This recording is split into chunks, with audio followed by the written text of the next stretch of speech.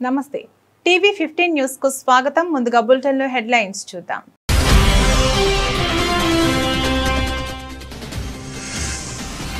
Modi Trump దోస్తీ భారత్ పై America media ప్రశంసల వర్షం మోదీ గొప్ప ప్రధాని అంటూ ట్రంప్ చేసిన వ్యాఖ్యల ప్రస్తావన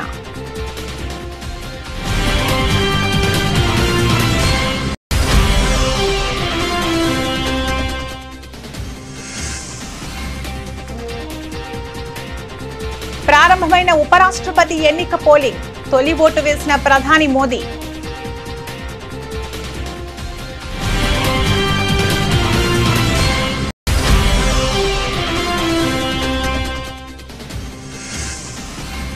ఎన్డీఏ కూటమి ఎంపీలతో మోదీ సమావేశం ఆత్మనిర్భర్ భారత్ స్ఫూర్తిని ముందుకు తీసుకువెళ్లాలని సూచించిన ప్రధాని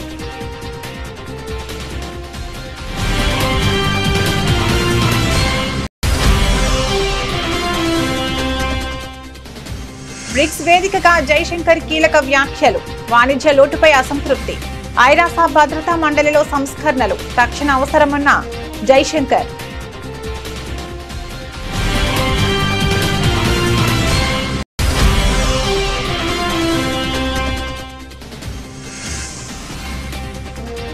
మేడారం బాసన అభివృద్ధిపై అధికారులతో సీఎం సమీక్ష మేడారం పనులు 100 రోజుల్లో పూర్తి కావాలని ఆదేశించిన రేవంత్ రెడ్డి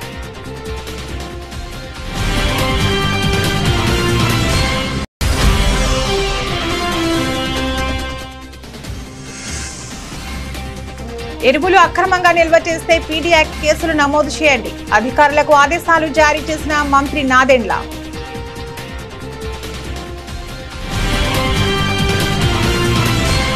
భారత ప్రధానమంత్రి నరేంద్ర మోదీ అమెరికా అధ్యక్షుడు డొనాల్డ్ ట్రంప్ మధ్య తాజాగా చోటు చేసుకున్న సానుకూల పరిణామాలను అమెరికా మీడియా నిపుణులు ప్రశంసిస్తున్నారు ఇరు దేశాల మధ్య నెలకొన్న ఉద్రిక్తతలు తగ్గడాన్ని ప్రముఖ నిపుణుడు గోర్డాన్ చాంగ్ స్వాగతించారు ఈ పరిణామం భారత్ అమెరికా సంబంధాలలో కొత్త అధ్యాయానికి నాంది పలుకుతోందని విశ్లేషకులు అభిప్రాయపడుతున్నారు Gatestone institute senior fellow Gordon Chang ఆసక్తికర వ్యాఖ్యలు చేశారు అధ్యక్షుడు ట్రంప్ తన వైఖరిని కొంత మార్చుకున్నారు ఇది మంచి పరిణామం ఎందుకంటే మనం భారత్ ను చైనా వైపు పోనివ్వకూడదు ప్రధానమంత్రి మోదీ షాంఘై సహకార సంస్థ ఎస్సీఓ సమావేశానికి హాజరైన సైనిక కవాతుకు దూరంగా ఉన్నారు పశ్చిమ దేశాలకు వ్యతిరేక కూటమిలో తాము భాగం కాదనే స్పష్టమైన సందేశాన్ని ఆయన చైనాకు ప్రపంచానికి పంపారు అని చాంగ్ వివరించారు రష్యా నుంచి ముడి చమురు కొంటున్న ఇతర దేశాలను వదిలేసి భారత్ ను మాత్రమే లక్ష్యంగా చేసుకుని టారిఫ్లు విధించడం అన్యాయమన్న భారత్ వాదనలో నిజం ఉందని అంగీకరించారు భారత ఉపరాష్ట్రపతి ఎన్నిక పోలింగ్ మంగళవారం ఉదయం ప్రారంభమైంది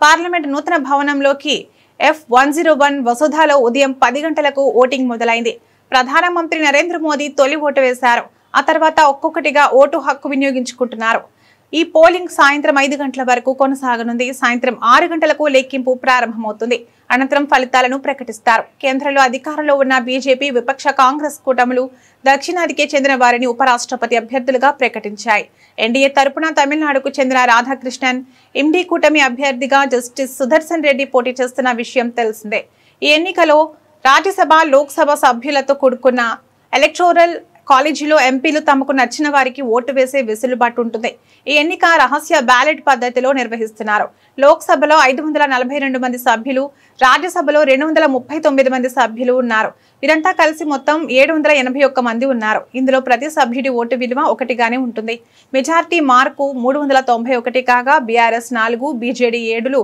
పోలింగ్ కు దూరంగా ఉంటామని ఇప్పటికే ప్రకటించాయి దీంతో 386 ఓట్లు దక్కించుకున్న వారు విజేతగా నిలవనున్నారు అధికార ఎన్డీఏ కూటమికి ఇప్పటి వరకు 425 సభ్యుల బలం ఉంది 11 మంది సభ్యులున్న వైసీపీ స్వతంత్రుల మద్దతుతో మెజారిటీ 439కి పెరిగింది అటు విపక్షాల ఇండియా కూటమికి 324 మంది బలం ఉంది కొన్ని పార్టీలు మద్దతు ఇచ్చినా విపక్ష అభ్యర్థి విజయానికి దూరంగానే కనిపిస్తుంది దీంతో ఎన్డీఏ అభ్యర్థి సిపి రాధాకృష్ణన్ గెలుపు ఖాయమే ఉపరాష్ట్రపతి ఎన్నికల నేపథ్యంలో న్యూఢిల్లీలో ప్రధానమంత్రి నరేంద్ర మోదీ నిన్న ఎన్డీఏ మిత్రపక్షాల ఎంపీలతో సమావేశమయ్యారు ఈ సందర్భంగా ఎంపీలను ఉద్దేశించి ప్రధాని మోదీ కీలక సూచనలు చేశారు మన దేశ ఉత్పత్తులను ప్రోత్సహించేందుకు ఎన్డీఏ ఎంపీలు స్వదేశీ మేళాలను నిర్వహించాలని పిలుపునిచ్చారు. భారతదేశం సవాళ్లను అధిగమించి ఎదిగేందుకు దేశం స్వయం సమృద్ధిని సాధించడం కీలకమని అన్నారు. భారత్పై అమెరికా సుంకాల మోత మోగిస్తున్న వేళ ప్రధాని మోదీ వ్యాఖ్యలు ప్రాధాన్యతను సంతరించుకున్నాయి. అమెరికా వంటి దేశాలు సుంకాలు విధించడం వంటి నిర్ణయాలు తీసుకుంటున్నా మనం వెనక్కి తగ్గకూడదు. ఇలాంటి సందర్భాల్లో ఆత్మనిర్భర్ భారత్ స్ఫూర్తిని ముందుకు తీసుకెళ్లాలి అని వ్యాఖ్యానించారు. భారత్ ను ఆత్మనిర్భర్ మార్గంలో ముందుకు తీసుకెళ్లేందుకు ప్రతి ఒక్కరూ కృషి చేయాల్సిన అవసరం ఉందని ప్రధాని నరేంద్ర మోదీ పునరుద్ఘాటించారు. మన దేశ ఉత్పత్తులను ప్రోత్సహించేందుకు ఎన్డీఏకు చెందిన పార్లమెంట్ సభ్యులు తమ తమ నియోజకవర్గాల్లో స్వదేశీ మేళాలు నిర్వహించాలని ఆయన సూచించారు. ఈ సమావేశంలో పాల్గొన్న కేంద్ర మంత్రి కిరణ్ రిజిజు అనంతరం ప్రధాని మోదీ చేసిన వ్యాఖ్యలను మీడియాకు వెల్లడించారు. ఉపరాష్ట్రపతి ఎన్నిక నేపథ్యంలో ఎంపీలంతా సరిగ్గా ఓటు వేసేలా జాగ్రత్తలు తీసుకోవాలని ప్రధాని మోదీ సూచించారు. పార్లమెంట్ సభ్యులే తప్పు చేస్తే ప్రజల్లోకి తప్పుడు సందేశం వెళుతుందన్నారు. प्रधानमंत्री जी ने आज एनडीए सांसदों के साथ में वार्ता की है और आज बहुत अच्छा मीटिंग हुआ. 100% एनडीए एमपीज राज्यसभा और लोकसभा का एक साथ मिलना हुआ और प्रधानमंत्री जी का मार्गदर्शन भी हुआ. प्रधानमंत्री जी ने जो हाल ही में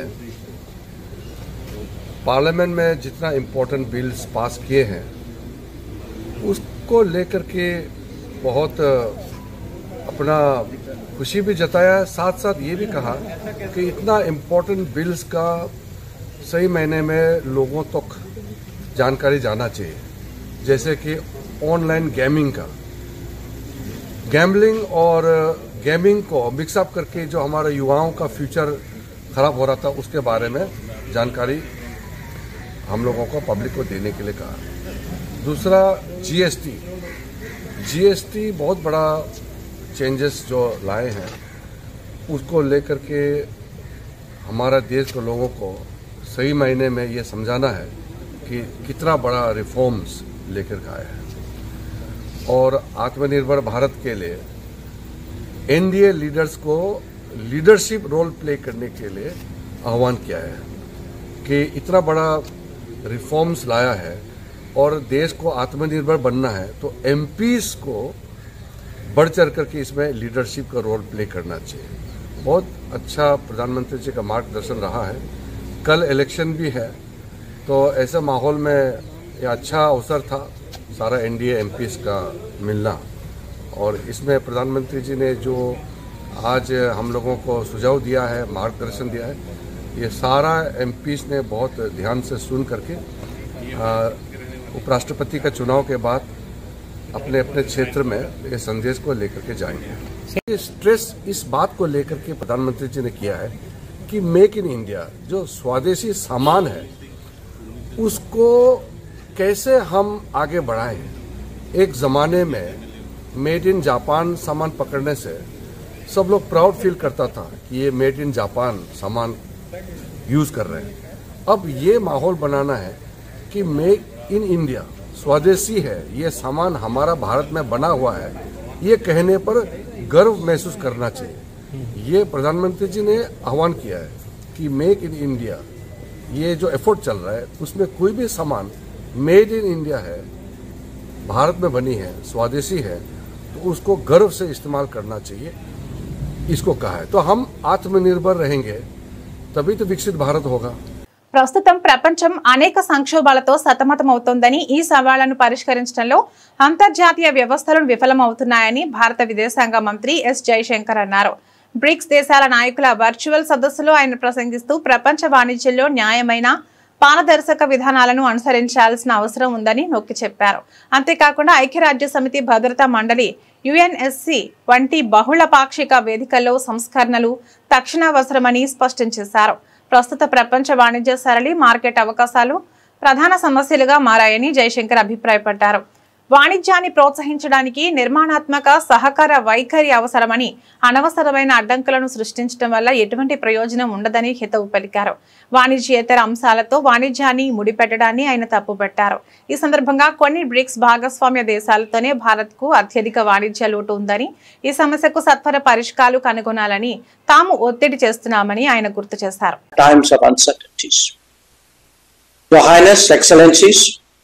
Trade patterns and market access are today prominent issues in the global economic discourse. The world requires constructive and cooperative approaches to promote trade that is sustainable. Increasing barriers and complicating transactions will not help. Neither would the linking of trade measures to non-trade matters. The BRICS itself can set an example by reviewing trade flows among its member states. Where India is concerned, some of our biggest deficits are with BRICS partners, and we've been pressing for expeditious solutions. We hope that this realization will be part of the takeaways from today's meeting. The international trading system is based on the foundational principles of open, fair, transparent, non-discriminatory, inclusive, equitable, and a rules-based approach with special and differential treatment for developing countries. India strongly believes that this should be protected and nurtured. Excellencies, the world today also seeks an urgent resolution of ongoing conflicts. The global south has experienced a deterioration in its food, energy, and fertilizer security. Where shipping is targeted, not just trade, but livelihoods also suffer. A selective protection cannot be a global answer. An early end to the hostilities and undertaking diplomacy to ensure a durable solution is the obvious pathway before us. The working of international organizations in the last few years has witnessed major shortfalls in many areas. On key issues, we have unfortunately seen that gridlocks have undermined the search for common ground. These experiences have only made the case for reformed multilateralism generally, and that of the United Nations and its Security Council specifically, more urgent. The BRICS have taken a positive view of this need for reform, and we expect that it would collectively become a strong voice for much awaited change. Excellencies, even as the world grapples with policy changes, we must not lose sight of bigger concerns, especially climate change. Sadly, మేడారంలో చేపట్టనున్న అభివృద్ధి పనులను 100 రోజుల్లో పూర్తి చేయాలని CM Revanth Reddy ఆదేశించారు. జంపన్న వాగులో నీరు నిలిచేలా ప్రాంతాల వారీగా ఎక్కడికక్కడ చెక్ డ్యాంల నిర్మాణాలకు ప్రణాళికలు రూపొందించాలని సూచించారు. ఈ వారంలో తానే స్వయంగా వచ్చి క్షేత్రస్థాయిలో పనులను పరిశీలిస్తానని, అందుకు సంబంధించిన ఏర్పాట్లు చేసుకోవాలన్నారు. మేడారం బాసర ఆలయాల అభివృద్ధి పనులపై సీఎం రేవంత్ రెడ్డి ఉన్నత స్థాయి సమీక్ష నిర్వహించారు. మేడారం అభివృద్ధికి సంబంధించిన డిజైన్లను పరిశీలించిన సీఎం పూర్తిగా సహజ సిద్ధమైన రాతి కట్టడాలతో నిర్మాణాలు ఉండేలా చర్యలు తీసుకోవాలన్నారు. భక్తులకు సౌకర్యంగా ఉండేలా ఎంట్రీ, ఎగ్జిట్, పార్కింగ్ వసతులు ఉండాలని సూచించారు. మేడారం మహాజాతర నాటికి భక్తులకు ఎలాంటి ఇబ్బందులు కలగకుండా చర్యలు తీసుకోవాలన్నారు. ఆలయ విస్తరణ, అభివృద్ధికి సంబంధించి స్థానిక సెంటిమెంట్ గౌరవించడంతో పాటు నిపుణులు, పూజారుల అభిప్రాయాలను పరిగణలోకి తీసుకోవాలని సూచించారు. సమీక్షలో మంత్రులు కొండా సురేఖ, సీతక్క, పొంగులేటి శ్రీనివాసరెడ్డి, అడ్లూరి లక్ష్మణ్, సీఎం ముఖ్య కార్యదర్శి శ్రీనివాసరాజు, దేవాదాయ శాఖ ముఖ్య కార్యదర్శి శైలజ రామయ్యర్ పాల్గొన్నారు. రాష్ట్రంలో ఎరువులను అక్రమంగా నిల్వ చేస్తూ బ్లాక్ మార్కెట్ కు తరలిస్తూ కృత్రిమ కొరత సృష్టించే వారిపై ఉక్కుపాదం మోపాలని ప్రభుత్వం నిర్ణయించింది. అలాంటి అక్రమార్కులపై సాధారణ 6A కేసులు కాకుండా నేరుగా పీడీ యాక్ట్ కింద కేసులు నమోదు చేసి కఠినంగా శిక్షించాలని రాష్ట్ర పౌర సరఫరాల శాఖ మంత్రి, ఏలూరు జిల్లా ఇన్ఛార్జ్ నాదెండ్ల మనోహర్ అధికారులను ఆదేశించారు. ఏలూరు కలెక్టరేట్లో జిల్లాలో ఎరువుల సరఫరా, పంపిణీపై నిర్వహించిన సమీక్ష సమావేశంలో ఆయన ఈ కీలక ఆదేశాలు జారీ చేశారు. జిల్లాలో యూరియా కొరత ఉందంటూ వస్తున్న ప్రచారంలో వాస్తవం లేదని మంత్రి నాదెండ్ల మనోహర్ స్పష్టం చేశారు. ఈ సీజన్లో జిల్లాకు 33,762 మెట్రిక్ టన్నుల ఎరువులు అవసరం కాగా ఇప్పటికే 32,757 మెట్రిక్ టన్నులు సరఫరా చేశామని, మరో 2 రోజుల్లో అదనంగా 2,200 టన్నులు అందుబాటులోకి వస్తాయని గణాంకాలతో సహా తెలిపారు. గత ఏడాదితో పోలిస్తే ఈసారి అధికంగానే ఎరువులను అందించామని గుర్తు చేశారు. జిల్లాలో మేము చేస్తున్న ఈ సమీక్ష కార్యక్రమాల్లో ఏ విధంగా రైతుని ఆదుకోవాలనే దానిపైన మేము మా గౌరవ ముఖ్యమంత్రి గారు చంద్రబాబు నాయుడు గారు, అదేవిధంగా రాష్ట్ర ఉప ముఖ్యమంత్రి గారు పవన్ కళ్యాణ్ గారు తీసుకున్న చొరవ వలన ప్రతిరోజు మేము రైతాంగానికి భరోసా ఇచ్చుకుంటూ ముందుకు వస్తూ ఉన్నాం. ఈ జిల్లాలో 33,762 మెట్రిక్ టన్నులు గాను ఈ రోజుకి ఖరీఫ్లో 32,757 మెట్రిక్ టన్నులు సరఫరా చేయడం జరిగింది. రాబోయే రోజుల్లో మరొక మెట్రిక్ టన్నులు అందుబాటులో ఉంచి ఎక్కడ కూడా రైతుల్లో కొరత వచ్చిందనే భావన రాకుండా ఒక ప్రయత్నం చేస్తున్నాం. అయితే సహజంగా ఇక్కడ ఉద్యాన పంటలు ఎక్కువ ఉన్నాయి.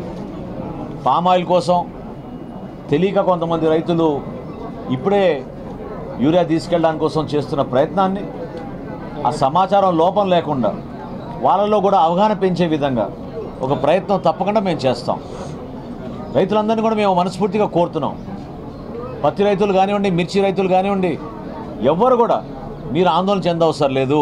తెలంగాణ జాగృతి అధ్యక్షురాలు తన సోదరి కవితను పార్టీ నుంచి సస్పెండ్ చేయడంపై బీఆర్ఎస్ వర్కింగ్ ప్రెసిడెంట్ కేటీఆర్ స్పందించారు. ఈ రోజు జరిగిన మీడియా సమావేశంలో కవిత సస్పెన్షన్ గురించి విలేకరులు అడిగిన ప్రశ్నకు ఆయన సమాధానమిచ్చారు. కవిత సస్పెన్షన్ పై ఆయన మొదటిసారిగా స్పందించారు. కవితపై మా పార్టీ చర్చించి చర్యలు తీసుకుంది. చర్యలు తీసుకున్న తర్వాత ఇక నేను మాట్లాడటానికి ఏమీ లేదు అని ఆయన స్పష్టం చేశారు. కవితపై వేటు అనేది పార్టీ అంతర్గతంగా చర్చించి తీసుకున్న నిర్ణయమని, ఆ ప్రక్రియ పూర్తయిన తర్వాత వ్యక్తిగతంగా తాను దీనిపై ఎలాంటి వ్యాఖ్యలు చేయదలుచుకోలేదని ఆయన తేల్చి చెప్పారు. పార్టీలో చర్చించి నిర్ణయం తీసుకున్నాక దాని గురించి మాట్లాడి విషయాన్ని పొడిగించదలుచుకోలేదని అన్నారు. See Rahul, I'll tell you one thing. Whatever had to be discussed has been discussed in the party. Action has been taken. Once action has been taken, there is nothing further that I can add or comment. Because whatever had to be discussed internally on party forums, we have done that. And we have acted. And therefore, after the action has been taken, there is nothing further for me to comment or elaborate on.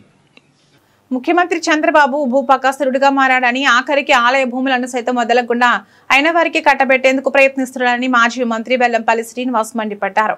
Tadepalli YSRCP కేంద్ర కార్యాలయంలో మీడియాతో మాట్లాడుతూ మచిలీపట్నం గొడుగుపేట వెంకటేశ్వర స్వామికి చెందిన 400 కోట్ల రూపాయల విలువైన ఆలయ భూములను ఎగ్జిబిషన్ గ్రౌండ్, గోల్ఫ్ క్లబ్ ముసుగులో కావాల్సిన వారికి దారాదత్తం చేసేందుకు కూటమి ప్రభుత్వం చేస్తున్న ప్రయత్నాలను ఎట్టి పరిస్థితుల్లోనూ హిందూ సమాజం సహించదని హెచ్చరించారు. ఆలయ భూములను కాజేసేందుకు రాత్రికి రాత్రే చదును చేసే కార్యక్రమాన్ని కూడా ప్రారంభించడం దారుణమని అన్నారు. చంద్రబాబు అండతో ఎంపీ కేసినేని చిన్ని చేస్తున్న ఈ దురాఘాతాన్ని న్యాయ పోరాటం ద్వారా అడ్డుకుంటామని స్పష్టం చేశారు. ఏదైతే మచిలీపట్నానికి చెందిన వెంకటేశ్వర స్వామి యొక్క గొడుగుపేట వెంకటేశ్వర స్వామి యొక్క ఆలయానికి సంబంధించి 39.99 ఎకరాల భూమిని కబ్జా చేయడానికి కూటమి ప్రభుత్వం పన్నాగం పన్నడం జరిగింది. దానిలో భాగంగానే మన ఎన్టీఆర్ జిల్లా కలెక్టర్ గారు ఆయన మిగతా వాటి మీద శ్రద్ధ ఎంతవరకు చూపెడతారో తెలియదు, కానీ ఈ దేవాదాయ శాఖ ల్యాండ్స్ మీద మాత్రం శ్రద్ధ ఎక్కువ చూపెడుతున్నారు. జనరల్గా ఎవరైనా డిస్ట్రిక్ట్ కలెక్టర్ అంటే ప్రభుత్వ భూములు కానీ ఏదైనా సరే కాపాడాల్సిన బాధ్యత అందరికంటే కూడా ఎక్కువగా ఉంటుంది అతనికి. కానీ ఆయనే కలెక్టర్గా ఉండి 22/7 తారీఖు నాడు 39.99 ఎకరాల భూమిని ఒక 35 ఎకరాలని ఏదో ఎగ్జిబిషన్ గ్రౌండ్స్కి ఇవ్వాలని చెప్పని, అదేవిధంగా ఒక 5 ఎకరాలని గోల్ఫ్ క్లబ్బులకు ఇవ్వాలని చెప్పని, భారత్ గోల్ఫ్ ప్రైవేట్ లిమిటెడ్ అని చెప్పని 5 ఎకరాలు వీరికి ఇవ్వాలని స్వయంగా కలెక్టరే ప్రిన్సిపల్ సెక్రటరీకి లెటర్ రాశారు. కలెక్టర్కి ఇందులో ఆయనకి ఏమి దీంట్లో లాభం పొందుతున్నారో నాకు అర్థం కాని పరిస్థితి. ఎందుకంటే ఒక కలెక్టర్ వచ్చేసి ఒక 5 ఎకరాలేమో గోల్ఫ్ క్లబ్ కంట, 35 ఎకరాలేమో ఎగ్జిబిషన్ సొసైటీకి ఇవ్వాలని చెప్పని స్థానిక ఎంపీ గారు కేసినేని చిన్ని గారి యొక్క ఆదేశాలతో ఈ కలెక్టర్ గారు ఇద్దరు కలిసి పనిచేస్తున్న సంగతి మనందరూ కూడా అర్థమవుతుంది.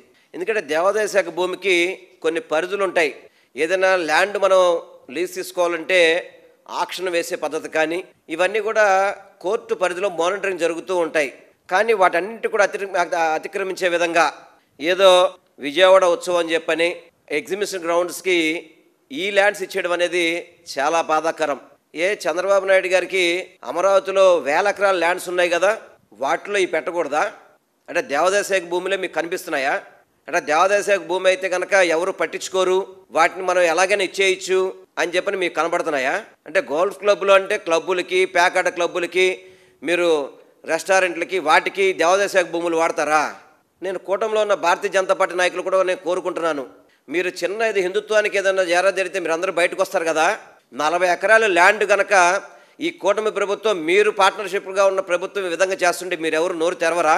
నేను మాధవ్ గారిని ప్రశ్నిస్తున్నాను, పురంధేశ్వరి గారిని ప్రశ్నిస్తున్నాను, వీర్రాజు గారిని అడుగుతున్నాను, మీరు ఎందుకు మాట్లాడట్లేదు? అదేవిధంగా సనాతన ధర్మానికి ఈ రాష్ట్రంలో కాపాడే ఏకైక వ్యక్తి అని చెప్పుకుంటారు పవన్ కళ్యాణ్ గారు. అంటే మీరు 40 ఎకరాల భూమిని ఈ క్లబ్బులకి ఇచ్చేస్తుంటే మీరు చూస్తూ కూర్చుంటారా? ఇదేనా మీకు సనాతన ధర్మం అంటే? సనాతన ధర్మం అంటే దేవాదాయ శాఖ భూములు తీసుకెళ్ళిపోయి ప్యాకాట్ క్లబ్బులకిను గోల్ఫ్ క్లబ్బులకి ల్యాండ్స్ ఇచ్చేస్తారా? ఇప్పటికే లీజులో నడుస్తున్నాయి. ఆల్రెడీ మే 15వ తారీఖు నాడు ఆ లీజులు ఆల్రెడీ బొర్రా రవి గారు అభివృద్ధి పనుల విషయంలో సీఎం రేవంత్ రెడ్డి ప్రజలకు ఆదర్శంగా నిలిచారు. తాను పాలకొండి అనే తేడా లేకుండా తన స్వగ్రామంలో జరుగుతున్న రోడ్డు విస్తరణ పనుల కోసం తన ఇంటి ప్రహారీ గోడను సైతం తొలగించేందుకు అంగీకరించారు. నాగర్ కర్నూలు జిల్లా వంగూరు మండలంలోని సీఎం స్వగ్రామమైన కొండారెడ్డిపల్లిలో ఈ ఘటన చోటు చేసుకుంది. గ్రామంలో 4 వరుసల రహదారి నిర్మాణ పనులు ప్రస్తుతం శరవేగంగా జరుగుతున్నాయి. ఈ పనుల్లో భాగంగా చేపట్టిన రోడ్డు విస్తరణలో భాగంగా గ్రామంలోని 43 ఇళ్లను పాక్షికంగా తొలగించాల్సి వచ్చింది. ఈ క్రమంలోనే 2 రోజుల క్రితం అధికారులు ముఖ్యమంత్రి ఇంటి ప్రహారీ గోడను కూడా కూల్చివేశారు. ప్రస్తుతం ఆ గోడ పునర్నిర్మాణ పనులు జరుగుతున్నాయి.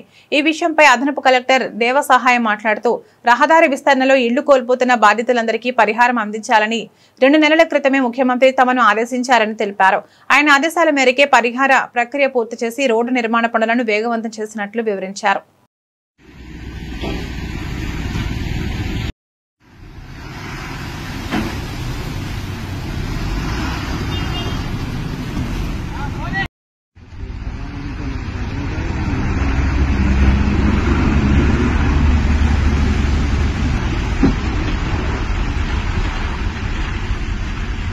క్రికెట్ అభిమానులు ఎంతో ఆసక్తిగా ఎదురుచూస్తున్న ఆసియా కప్ 2025 సందడి మొదలైంది. T20 ప్రపంచ కప్ ముందు జరుగుతున్న ఈ మెగా టోర్నమెంట్ ఈ రోజు నుంచి UAE వేదికగా ప్రారంభం కానుంది. డిఫెండింగ్ ఛాంపియన్ గా బరిలోకి దిగుతున్న టీమిండియా మరోసారి టైటిల్ పై కన్నేసింది. ఈ పొట్టి ఫార్మాట్ టోర్నీలో మొత్తం 8 ఆసియా జట్లు పాల్గొంటున్నాయి. వీటిని 2 గ్రూపులుగా విభజించారు. గ్రూప్ ఏలో డిఫెండింగ్ ఛాంపియన్ భారత్ తో పాటు చిరకాల ప్రత్యర్థి పాకిస్తాన్, UAE, ఒమన్ జట్లు ఉన్నాయి. ఇక గ్రూప్ బిలో శ్రీలంక, బంగ్లాదేశ్, ఆఫ్ఘనిస్తాన్, హాంకాంగ్ తలపడనున్నాయి. టోర్నమెంట్ లో భాగంగా నేడు అబుదాబి వేదికగా ఆఫ్ఘనిస్తాన్, హాంకాంగ్ మధ్య తొలి మ్యాచ్ జరగనుంది. భారత జట్టు తన తొలి మ్యాచ్ ను రేపు UAEతో ఆడనుంది. ఇక యావత్ క్రికెట్ ప్రపంచం ఎదురు చూస్తున్న Bharat Pakistan high voltage match ఈ నెల 14న జరగనుంది.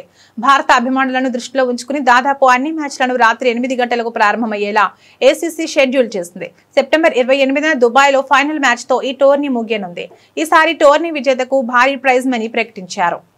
బంగారం ధరలు చరిత్రలో ఎన్నడూ లేనంత గరిష్ట స్థాయికి చేరాయి. పసిడి ప్రియులకు భారీ షాక్ ఇస్తూ ధరలు ఆకాశానంటాయి.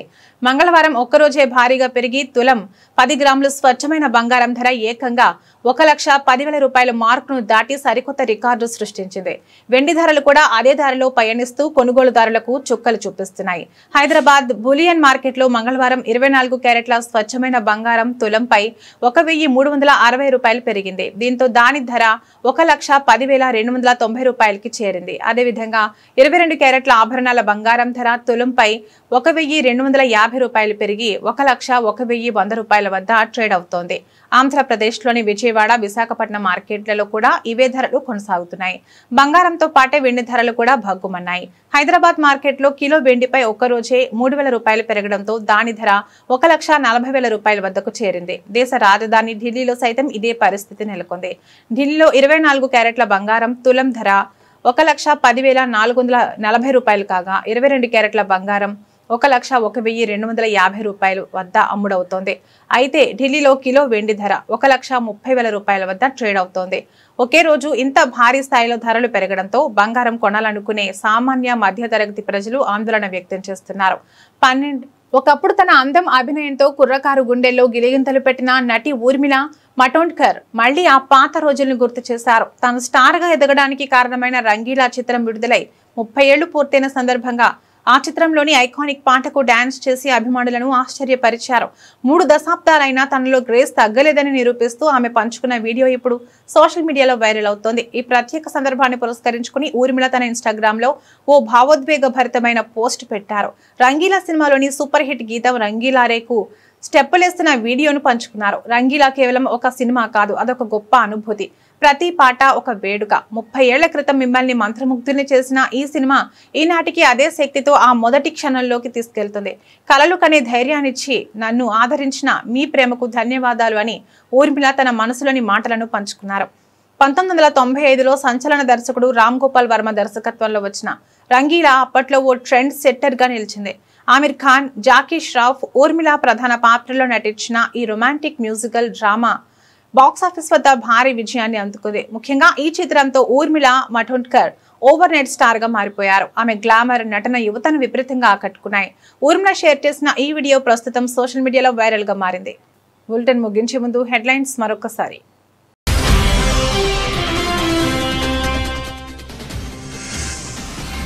మోదీ ట్రంప్ దోస్తీ, భారత్ పై అమెరికా మీడియా ప్రశంసల వర్షం. మోదీ గొప్ప ప్రధాని అంటూ ట్రంప్ చేసిన వ్యాఖ్యల ప్రస్తావన.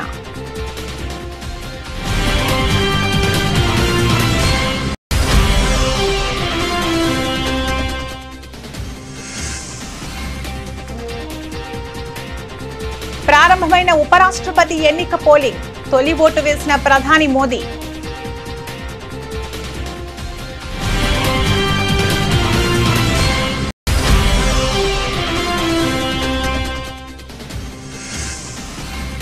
ఎన్డీఏ కూటమి ఎంపీలతో మోదీ సమావేశం. ఆత్మనిర్భర్ భారత్ స్ఫూర్తిని ముందుకు తీసుకువెళ్లాలని సూచించిన ప్రధాని.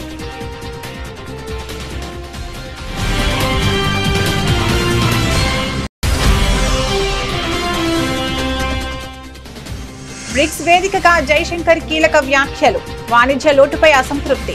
ఐరాస భద్రతా మండలిలో సంస్కరణలు తక్షణ అవసరమన్న జైశంకర్.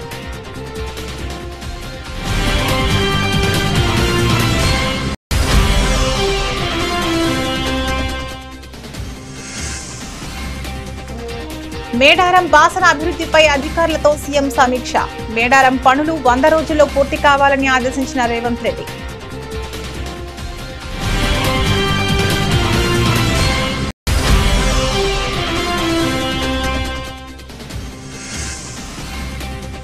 ఎరువులు అక్రమంగా నిల్వ చేస్తే పీడీ యాక్ట్ కేసులు నమోదు చేయండి. అధికారులకు ఆదేశాలు జారీ చేసిన మంత్రి నాదెండ్ల.